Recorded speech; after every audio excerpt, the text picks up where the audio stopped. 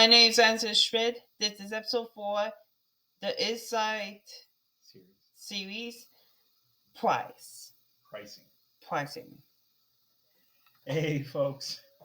He always wanted to be on YouTube, so I figured I'd give him a shot. Listen, when this video was recorded, it was about a year ago. We were experimenting with a little hair dye.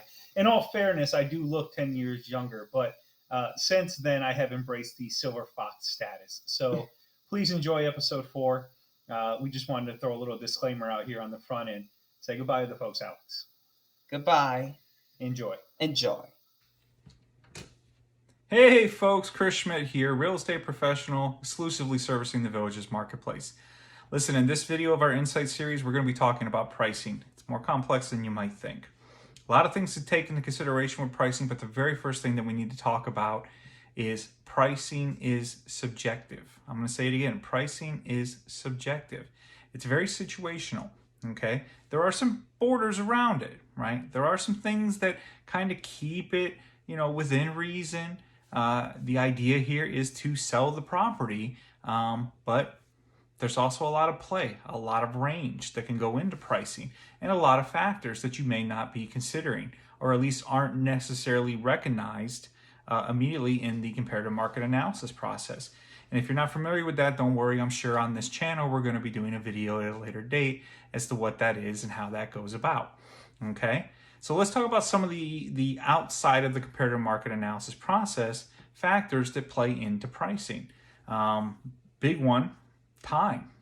When are you putting the home on the market? Particularly here in the Villages, we have seasonal adjustments that occur. Depending upon the product type, what type of home do you have? When's it going to go on? That's going to play with pricing. It's going to have an impact. Scarcity. Do you happen to have a home type that's low in the inventory right now? There's not a lot of them. That can play into the pricing. Abundance, the opposite effect, right? Is there a lot of your particular type of home in the marketplace? If so, that can play into the pricing. Positioning, right? If you're the most expensive version of your home, that might be a problem, right? If you're the least expensive, something went horribly wrong in your pricing, right? And we need to look at that, right? Positioning is key. It's kind of our check to let us know where we're at, how we're doing. There's another one that escapes me at the moment, but I'm sure it'll come back to me and we'll get back to it. Remember earlier in the other video when I said that I was going to come back to it, that it had slipped my mind? Well, I remembered what it was. Condition, right? And this is why it slipped my mind. In the Villages, condition really kind of flew under the radar. It wasn't really an issue for a long time. It's becoming more of an issue in today's marketplace. Actually, it's been becoming more of an issue for the past couple of years, right? So condition does factor into pricing, and it can factor in a major way, depending upon what condition the home is in. Roofing has been a big issue here lately. A lot of eyes are on the roof, okay? It's an expensive replacement. Does it have to reflect in the pricing? No, probably should if you want to be competitive, but it doesn't have to be. There's other ways to deal with perceived future expenses, from the buyer's perspective, and how that might influence how they make an offer, right? Okay. Is the home cleaned? Do you have, normal wear and tear on the home that just hasn't been addressed, right? A lot of things are going to pop up in the home inspection report. Some of them are more aesthetic issues that are probably going to drive down the perception of value on the home, and that's going to impact pricing, or at the very least, it's going to impact the final offer. Okay, so taking a hard, realistic look at the product, your home, which you've been in for a long time, and you might be a little homestead blind, which is my way of saying you've lived in it for a long time. It's been there, and you just haven't noticed it for quite a while because it's been there, right? But fresh eyes, a buyer's eyes, they're going to pick it up. And that's going to play with, their interpretation of your price and their interpretation of value on the property. So condition has become one of those things that we really need to pay a little bit more attention to when we're pricing as well. There's also strategies, pricing strategies that we can kind of consider, right? That can have some influence on how you go about pricing a property. Exploratory pricing is one, market pricing, and then investment pricing, or, you know, I want to sell it sooner than later pricing, depending upon how you want to look at that, okay? Okay, I call it investment pricing. So let's start with exploratory pricing because that tends to be the most commonly used one. All of them have pros and cons. Let's dig into it. Exploratory pricing is essentially, we're going to price the home at the highest possible part of the range, right? So we have this range that we've deduced from our analysis, from our process. We've taken the other elements in consideration, and we're going to try and price it way up here at the top. And then we're going to see how the market responds, right? Are we getting traffic through the open house? Are we getting showings, a fairly consistent amount given the market averages? Are we getting an offer? Are we getting several offers? Okay. We're going to look at these indicators, right? If we're not getting a lot of response or you're not getting a lot of activity, chances are we need to review the pricing. We need to take a look and see what's changed. Or maybe we overshot it. Maybe we need to bring it down into a more competitive range, okay? Exploratory pricing is very common. Right now, it's a very timely topic, right?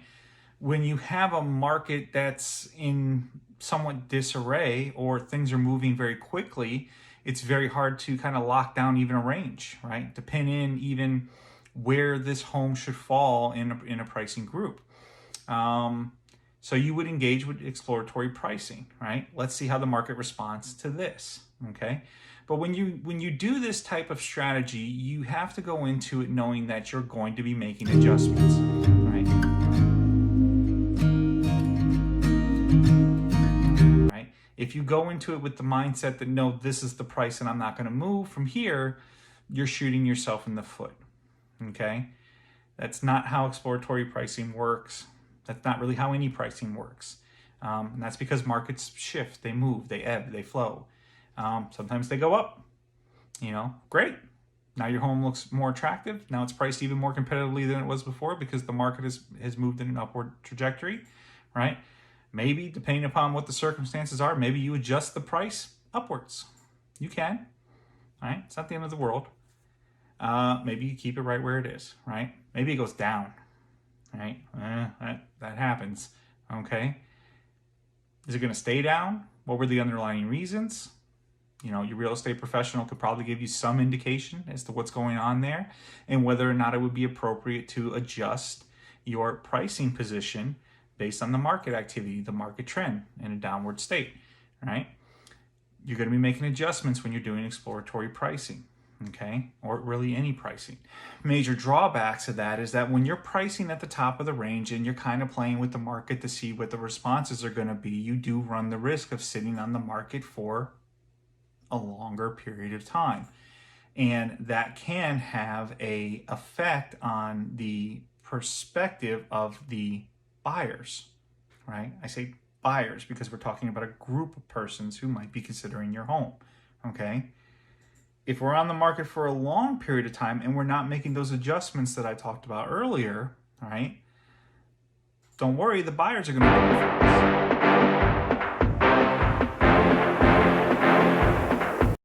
Right? They're going to start lowballing that offer, right? They're going to perceive some type of defectiveness or some type of lack of interest in the property, which is oftentimes driven by the pricing, okay?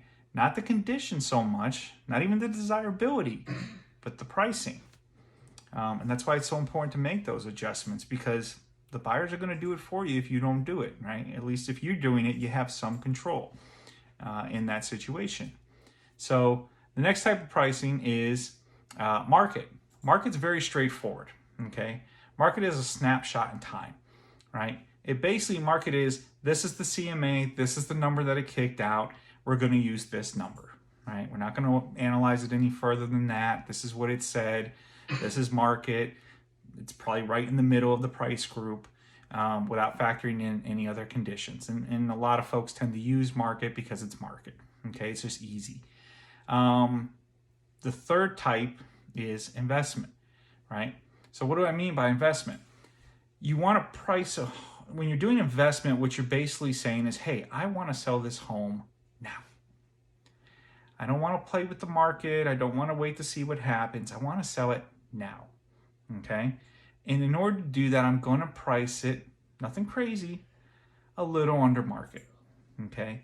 So that it stands out as an obvious selection. If you're looking at two homes that are similar, right, in the same location, you're going to choose the one that we've priced investment because there's built-in equity, there's built-in value, both in reality and perceived.